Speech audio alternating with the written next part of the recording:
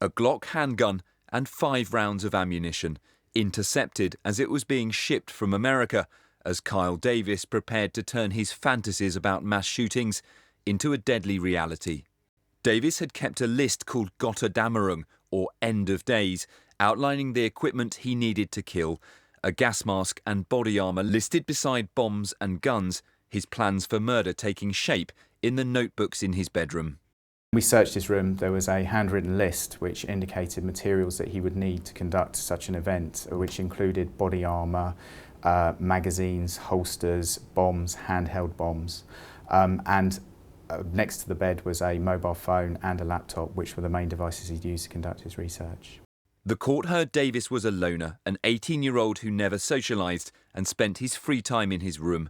On his laptop, police found thousands of searches on the Columbine massacre and the far-right Norwegian terrorist Anders Breivik. It amounted, said prosecutors, to an obsession with mass shootings. Davis, they said, was planning on becoming one of the killers he had idolised online. It was a complete surprise that this young man who'd imported this firearm had information on his computer about serial and mass killers going back to Columbine and Anders Breivik in Norway, and other information of how to create explosive devices, what he would need in order to mount an attack. Prosecutors don't believe that Carl Davis ever got as far as choosing exactly who his victims were going to be.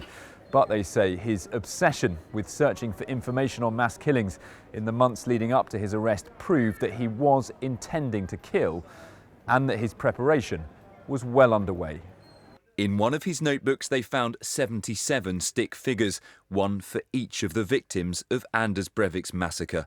And they found notes to police, "Hello, Mr. Policeman," and another saying, "This one, Mr. Policeman," signposts, it's thought, to a future investigator.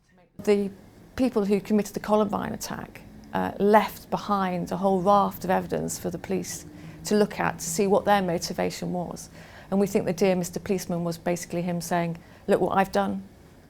Throughout his trial, Davis denied idolising the killers behind the world's most infamous mass shootings.